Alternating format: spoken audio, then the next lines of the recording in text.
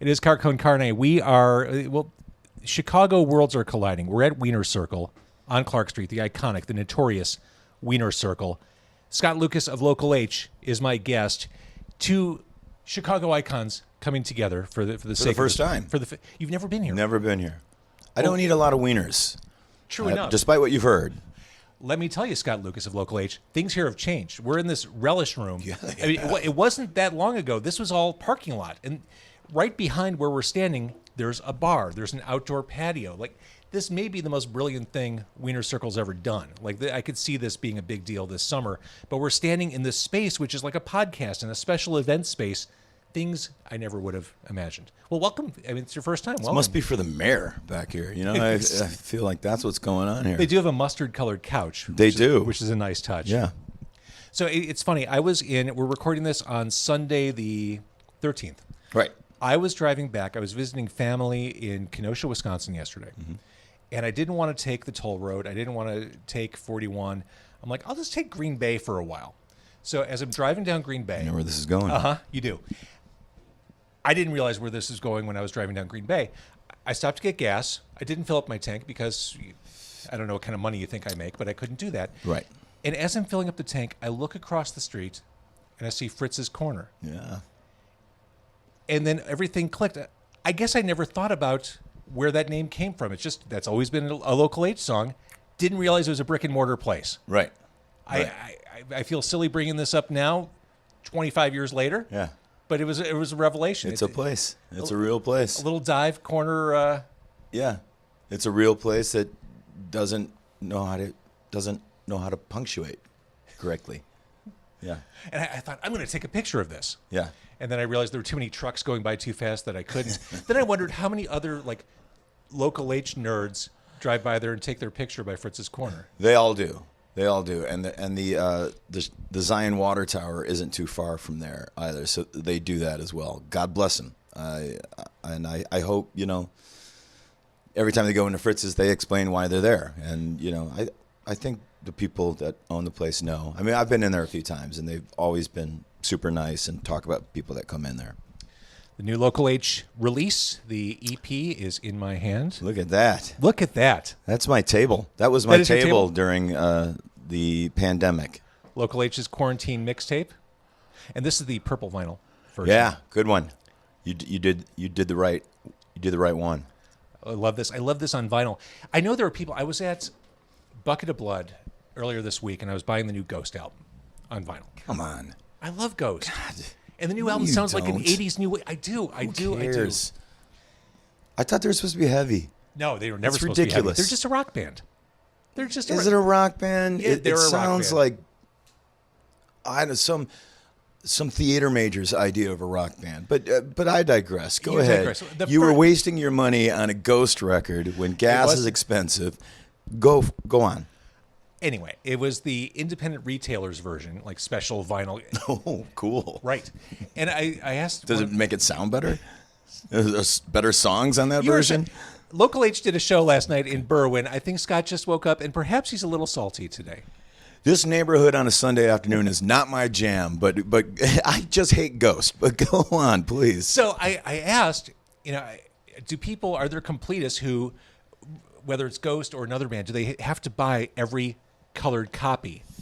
Kind of like back in the day when I collected comic books. You had to get the multiple variants of every X-Men #1 cover. Right. And they said, yeah, it's not uncommon. No. Are you seeing that with...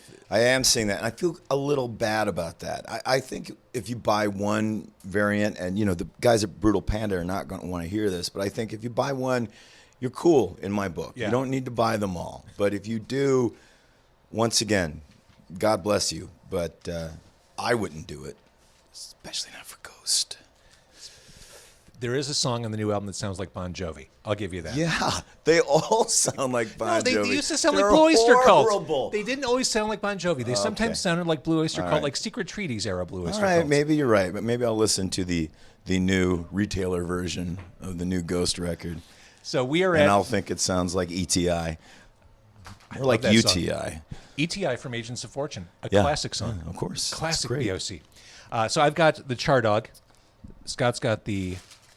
Char Beyond Burger. The Beyond Ghost Burger. I think we're going to try to eat this after we're done talking because I can't quite manage eating and talking while holding a microphone. You can. Watch this, James. I'm watching. Oh, there we go. That's how it's done. That's how you do it. I have like 5 sport peppers on this. And there's peppers. Awesome. You did it. Proud of you. Look at him. My kingdom for a napkin. You're a savage. Yeah, where are the napkins? Fuck. You thought of everything. Took the napkins. So you played Berwyn last night. Mm-hmm. You are playing again. We're recording this, like I said, on the 13th.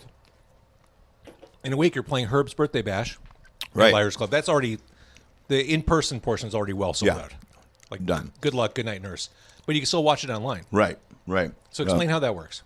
Well, Nate Arling and his brother put together a new streaming type of band thing. What's it called? I forget what it's called. I don't know. God damn it. Sorry, Nate. But you can go on our link on our Facebook page or on the Liars Club Facebook page, and you can go to that link and you can watch the show. And you should. And we'll see how it goes. That's super cool. And obviously you approach a Liars Club gig differently from how you'd approach a Berwyn gig. Yeah. These are like, this is like inner sanctum type people. These are lifers for local age, so to Right, speak. right. We have no idea what we're going to play. We have no idea what, like almost everything that would be appropriate to play at a regular show is inappropriate to play at a Liars show. Right. So we'll see what happens. And it's always fun for us, but we'll see what happens. It'll be a mess. Which I would hope for. A glorious mess, yeah. That's what rock and roll should be. It should be. It should be that. Now, to kick on Ghost, you know what every Ghost show is going to look like. Right. I don't know what every local age show is going to look like. I like that unpredictability. I like knowing that things could fall apart, and they sometimes do. Right. Yeah. Like sometimes I feel really bad when something falls apart. And, I think we're really good. So I know it never really falls apart into complete disrepair or, it never goes completely off the cliff. But I like that, and the bands that I like are like that, and it's like, And maybe the falls best apart. replacement shows are the ones you Great listen example. to that are messes. Falls apart may have been the wrong way to say it. Unpredictability. You know Falls that. apart is fair. I'm cool with it. But some bands, most bands these days, you can know exactly what they're going to play walking in the door just by going to setlist.fm. Right. Okay, I'm ready. I know exactly what I'm going to see. Exactly. And that's why you shouldn't have gone to the Tool shows. Tool is great. Let's get that out of the way. They are great. Tool That is looked great. like a pretty sleepy set. Did it? The set list. I wanted to go. Is it the same set list that they played the last 2 times they were in town? No. Last time I saw them was at Open Air, and it was very different. Yeah. I mean, like a band that I used to love to go see was The National, right? The National. I know I didn't get that out. But, I was like, oh, my God, I've seen this set 3 times. Right. What the fuck? So it's kind of like, I hate that.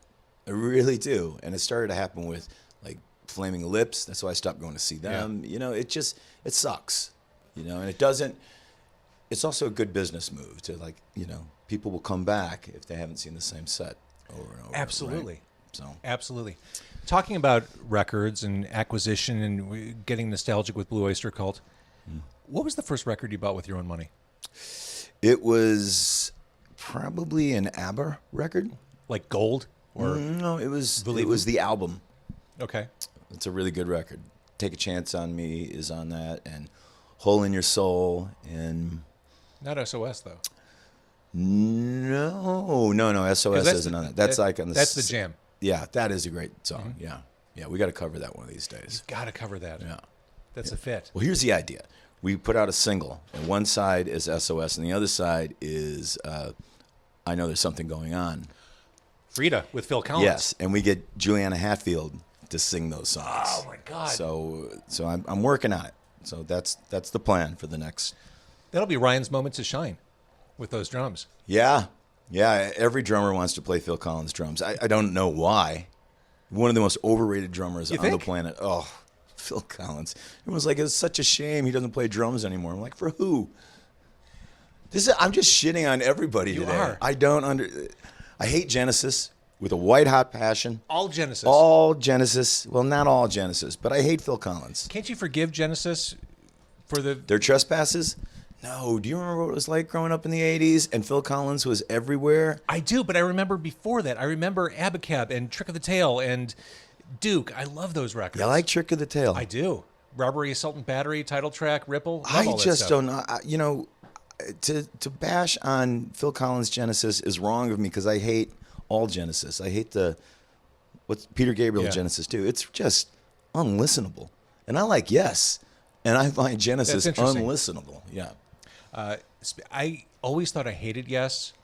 Then I dove back in during the pandemic. The gateway drug to get me back into Yes was Tempest Fugit. Really? I love that song. Heart of the Sunrise is my jam. Like, absolutely love that song. Love it, love it, love it, love it. I went for years thinking I didn't like them. Mm-hmm. And I'm on board. That's fine. You don't have to like Yes. I'm on board through drama. Well, the thing about those Yes records that's really interesting is people always talk about them as if they're overproduced, and they're not. It's just like 5 dudes in a room just virtuoso playing. Play the hell out of their stuff. It's pretty incredible. So in addition to Local H performing at Liars Club, Scott Lucas and the Married Men at Empty Bottle on the 25th of this month. That's right. For those who don't know what Scott Lucas and the Married Men are, I mean, Robin Hood pun aside, what is that band?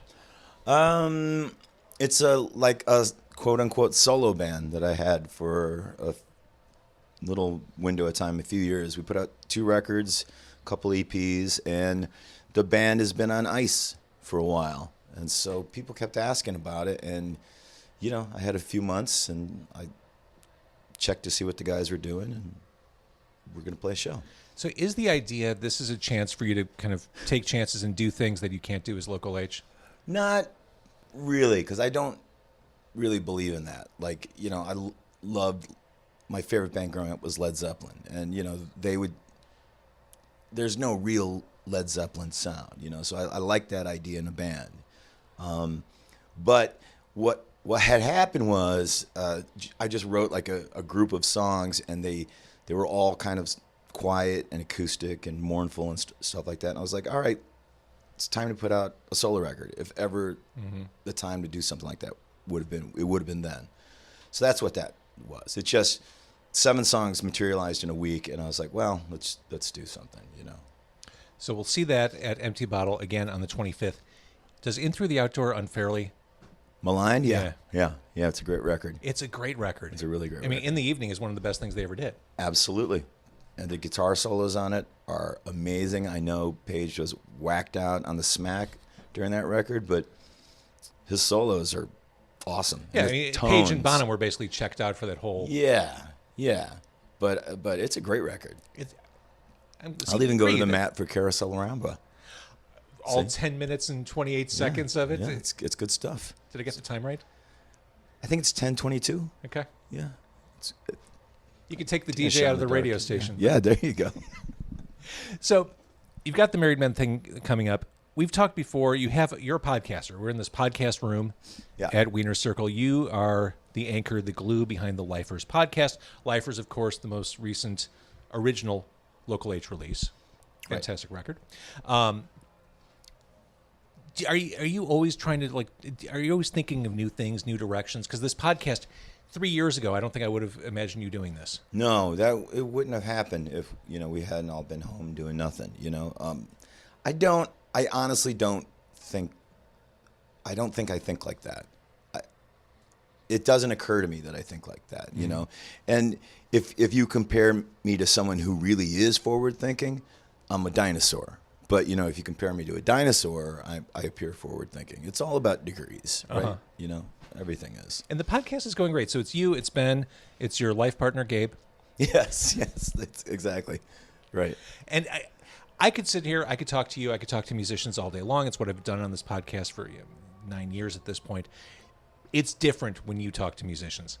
Because, I mean, there's a common ground, there's a common understanding you have when you talk to someone like Juliana Hatfield or whomever. I mean, I love all the long-form chats, and it's stuff that you probably never had time to talk about on the road the first time around with these these peers. Right. I mean, the thing that fascinates me about these people who are basically my friends, is like, what keeps them going? Because the whole proposition about like bands at sort of our sort of level is like, why? Really, it's like betting in Vegas. The house is always going to win, and like, what keeps you going? And it's interesting. And we just talked to a friend of mine from high school who has had this Christian metal band going for 20 years, and they are based in Nashville. And I'm like, what's the Christian metal scene like in Nashville? And it's like, you're it. There's nobody else there that does what you do. I'm surprised, actually. Yeah. Well, come on. But it's just, to me, it's fascinating, like, what keeps him going. And it's just that childlike love of music. Yeah. And I guess, yeah. And that was the first episode, correct me if I'm wrong, that came with a Zion warning. Yeah. It's pretty Zion heavy. I don't understand why anyone would want to listen to it. And that's kind of why I love the show. That's why I'm proud of it, because why would anyone listen to it? Well, I think the secret to podcasting, anything on the internet, this isn't really necessarily true about music, but your job as someone curating or presenting this stuff is to make it interesting to people who think they don't give a shit. Right. And that's what I think you're doing. Right. But it's also like, it's not television, it's not NPR, so why try to make it like television or right. NPR, what's the point of that? I tell that to podcasters all the time. Don't worry about editing out every awkward pause. I'm like, you're not graded on that stuff. People aren't paying attention. Yeah. It's not terrestrial radio. Yeah. You can have conversations like people. I'm not going to edit anything. I'm going to edit the front of this and the end of this when we're done. God, I have so much more respect for people like you. Like, after doing a podcast, it's like, I sound like an absolute idiot, and I cannot imagine what kind of thing goes on in your head where you're able to string together a real sentence consistently. I don't get it. I don't get what's going on up there. It's just preparedness. I have notes. I know a couple things I want to talk to you about. I put goddamn notes together too. It doesn't help. It really doesn't. I'm prepared on this thing. It just doesn't sound like I am. Talking about trying new things, doing new things. Obviously, we've talked about this before. You are a legit cinephile, movie enthusiast. You have really cool videos for your songs. You've done. How much more of that would you like to do? Whether it's for your songs or just videography in general. I'd love to do more of that. I would love to work on stuff that I'm not in. That would be great. For sure. We shot this movie that I just finished editing, and the worst part about it was trying to find a usable shot of myself. So it'd be great to do that for somebody else. I love editing. It's fun. Did Innocence kind of start this current wave of creativity? Because that seemed like a really big turning point video. No, that was all Felix. And Felix, he sort of made that happen. And he forced me to call Michael and get him into the video. And that's all him. He was the total driving force behind that thing. Incredible video. Yeah, he did a it great really job. it fits perfectly with the song. It does. And we've been lucky with the videos that we've done. You'll watch it, and Phil Harder, who did the All the Kids Are Right video, you watch it and it's at a certain point I was like, oh wow, this makes the song better. And that doesn't always happen. That rarely happens. But we've been pretty lucky to work with some people who know what they're doing. All right. So again, Scott Lucas and the Married Men, Empty Bottle, the 25th. If you're watching this before the 20th, Liars Club, you can watch online, Local H at Liars Club. It is Herb, the proprietor's birthday party. Yes. So it'll be Herb, the proprietor. the celebrated Herb Rosen, the owner. Who might have broken his finger. His See, it's not that easy. He might have broken his finger the other day. I don't know. He tripped on a stump, sober, tripped. God, it's early. You had a show last on night. A stump. Might have broken his finger. We'll see what happens. So he won't be playing bass. Is what? Can we start a GoFundMe? We can start to go laugh at him. I feel like that started a while ago. Yeah, that's a work in progress. Right. All right, so I want to thank the Wiener Circle for letting us kind of camp out here and eat their food. And Yeah. you still have a massive Beyond Burger to plow through. Yes. I have a char Chicago dog. I do love the char. I mean, I love a traditional Chicago dog, but there's something about putting it on the grill. The grill is always better. The grill is always better. It's just like beer in a can. It's better. It really It's is better. All right, Scott, thank you. Thank you. Apologies to Ghost. Thank you. Yeah, when you're at the Wiener Circle, this is what you do. This is how you wrap There up you an go. episode. There you go. Go fuck yourself. That's We're at right. Wiener Circle.